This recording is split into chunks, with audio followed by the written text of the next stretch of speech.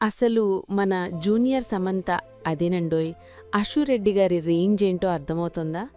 కేవలం సోషల్ మీడియాలో డాన్సులు, రీల్స్ మాత్రమే అనుకుంటే పొరపాటే. ఏకంగా 9 కోట్ల రూపాయల భారీ వివాదంలో మన హీరోయిన్ పేరిప్పుడు తెగ మార్మోగిపోతోంది. అవును, మీరు విన్నది నిజమే. కేవలం డబ్బులే కాదు, బంగారం, ఫ్లాట్లు, లగ్జరీ కార్లు ఇలా ఒకటా రెండా ఏకంగా 9 కోట్లకు పైగా ఆస్తులను పెళ్లి చేసుకుంటానని నమ్మించి కాజేసిందని ఒక ఎన్ఆర్ఐ సాఫ్ట్వేర్ ఇంజనీర్ కుటుంబం ఆరోపిస్తోంది. అసలు ఈ కథ ఎక్కడ మొదలైంది? ఆ ఎన్ఆర్ఐ యువకుడెవరు? అశురెడ్డి తండ్రి ఈ విషయంపై ఏమంటున్నారు? ఆమె గతంలో ఎదుర్కొన్న డ్రగ్స్ వివాదాలకు దీనికి ఏమైనా సంబంధముందా అనే విషయాలు ఈ వీడియోలో తెలుసుకుందాం. సో వీడియోని స్కిప్ చేయకుండా చివరి వరకు చూడండి. అసలు ముచ్చటేంటంటే, లండన్లో ఉండే ధర్మేంద్ర అనే ఒక ఎన్ఆర్ఐ సాఫ్ట్వేర్ ఇంజనీర్ తండ్రి సత్యనారాయణమూర్తిగారు హైదరాబాద్ సీసీఎస్ పోలీసులకు ఒక కంప్లైంట్ ఇచ్చారు. తన కొడుకును అశురెడ్డి 2018 నుంచి 2025 వరకు, అంటే దాదాపు 7 ఏళ్లపాటు పెళ్లి పేరుతో బురిడి కొట్టించిందని ఆయన ఆవేదన వ్యక్తం చేస్తున్నారు. పాపం ఆ సాఫ్ట్వేర్ బాబుకి అశురెడ్డి అంటే ఎంత పిచ్చోగాని ఆమె అడిగినప్పుడల్లా లక్షలు, కోట్లు ఇచ్చేస్తూనే ఉన్నాడట. చదువు కోసం తీసుకున్న లోన్లు కట్టాలని, లగ్జరీ కార్లు కావాలని, చివరికి మణికొండలో 3 కోట్ల రూపాయల ఫ్లాట్ కూడా అతని డబ్బుతోనే కొనుక్కుందని ఆరోపణలున్నాయి. ఈ కథలో ట్విస్ట్ ఏంటంటే, ఆ ఫ్లాట్ రిజిస్ట్రేషన్ ధర్మేంద్రకి తెలియకుండానే అశురెడ్డి తన పేరు మీద చేయించేసుకుందట. డబ్బులే కాదు, ఏకంగా 5 కేజీల బంగారం కూడా మన జూనియర్ సమంతగారి ఖాతాలోకి వెళ్ళిందని బాధితులు చెప్తున్నారు. 5 కేజీల బంగారం అంటే మాటలా? అక్షరాల కోట్లలోనే ఉంటుంది కదా. పెళ్లి చేసుకుంటే అంతా మనదే కదా అని నమ్మించి తన తండ్రిని ఒప్పించడానికి ఇవన్నీ అవసరమని ఆమె ధర్మేంద్రను నమ్మించిందట. మధ్యలో 2020లో పెళ్లి గురించి గట్టిగా అడిగితే మన హీరోయిన్ సడన్గా హ్యాండిచ్చిందట. అప్పుడు సీనియర్ నటి హేమగారు మధ్యవర్తిత్వం వహించి 70 లక్షలు తిరిగి ఇస్తానని అశుతో ఒప్పుకోమంటే ఆమె బ్లాంక్ చెక్కులు ఇచ్చి మళ్లీ వాటిని దొంగతనంగా తీసుకుని చింపేసిందని కూడా కంప్లైంట్లో పేర్కొన్నారు. చూడండి, ఇదంతా చూస్తుంటే ఒక పక్కా క్రైమ్ థ్రిల్లర్ సినిమా చూస్తున్నట్లుంది కదా. ఇక ఈ విషయంలో అశురెడ్డి తండ్రి కొయ్య వెంకటకృష్ణరెడ్డి గారి రియాక్షన్ అయితే ఇంకా అదిరిపోయింది. ఆయనేమంటున్నారంటే, తన కూతురు సినిమాల్లోకి రావడం తనకు అస్సలిష్టం లేదట. ఆమె బిగ్ బాస్కి వెళ్లిన రోజునుంచే తన భార్యతో మాట్లాడటం మానేశానని, తన కూతురు ఇలా వివాదాల్లో ఇరుక్కోవడానికి ఆమె తల్లి ఎంకరేజ్మెంటే కారణమని ఆయన బాహాటంగానే ఆరోపిస్తున్నారు. అంటే ఇంట్లో గొడవలు బయటపడ్డాయన్నమాట. ధర్మేంద్ర గురించి చెబుతూ అతను ఆల్రెడీ విడాకులు తీసుకుంటున్నవాడని, అలాంటి వాడితో సంబంధం వద్దని తాను ముందే చెప్పానని ఆయనన్నారు. తన కూతురు ఇన్నోసెంట్ అని చెబుతూనే ఈ పంచాయతీ అంతా వాళ్ల మదర్ వల్లే వచ్చిందని ఆయన గట్టిగా నమ్ముతున్నారు. అశురెడ్డి మాత్రం తక్కువ తినలేదు. సోషల్ మీడియాలో ఒక రేంజ్లో వార్నింగ్ ఇచ్చేసింది.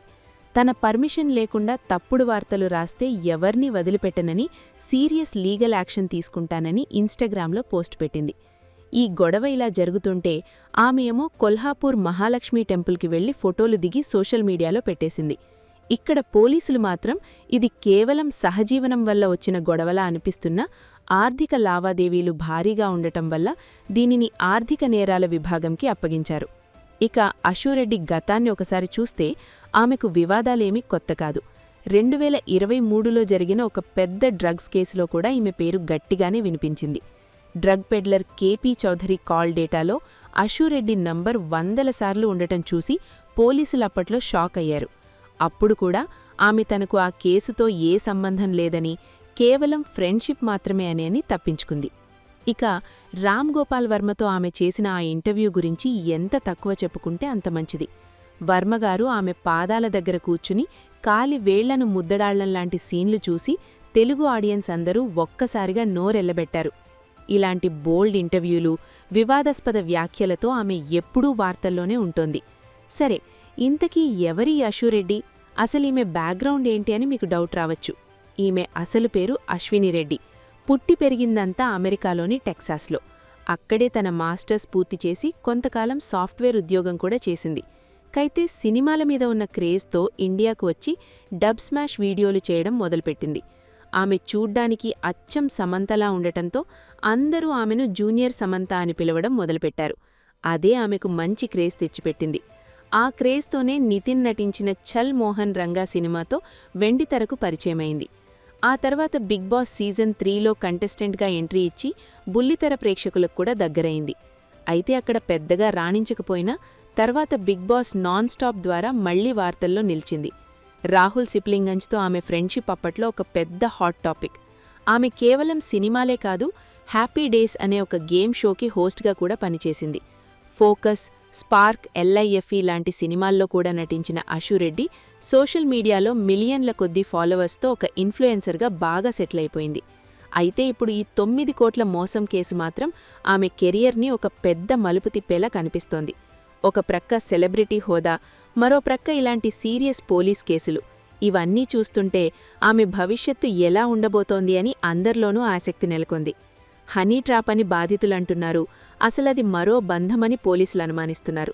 చట్టం తన పని తాను చేసుకోపోతుంది కాబట్టి నిజానిజాలు త్వరలోనే బయటపడతాయి. ఒక సాఫ్ట్వేర్ ఇంజనీర్ తన కష్టార్జితాన్ని ఒక సెలబ్రిటీ కోసం ఇలా ధారపోయడం నిజంగానే ఈ కాలపు వింతలుగా చెప్పుకోవచ్చు.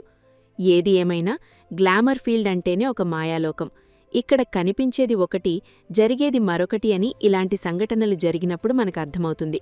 అషురెడ్డి మీద వస్తున్న ఈ ఆరోపణలు నిజమా కాదా అనేది పక్కన పెడితే ఇలాంటి వివాదాలు సెలబ్రిటీల ప్రతిష్టను మసగబారుస్తాయనడంలో ఎలాంటి సందేహం లేదు. మరి ఈ మొత్తం వ్యవహారంపై మీరేమనుకుంటున్నారు? ఇది పక్కాగా ప్లాన్ చేసిన హనీ ట్రాప్ అంటారా, లేక వేరే ఏదైనా ఉందా? మీ ఆలోచనలను కమెంట్ చేయండి. అలాగే ప్రేమలో పడి కళ్ళు మూసుకునిపోయి కోట్లాది రూపాయలు పోగొట్టుకుంటున్న ఈనాటి యువత గురించి మీరేమనుకుంటున్నారో ఒక్కసారి ఆలోచించండి. ఇక ఇలాంటి మరిన్ని ఇంట్రెస్టింగ్ వీడియోస్ కోసం మా ఛానల్ను సబ్స్క్రైబ్ చేసుకోండి.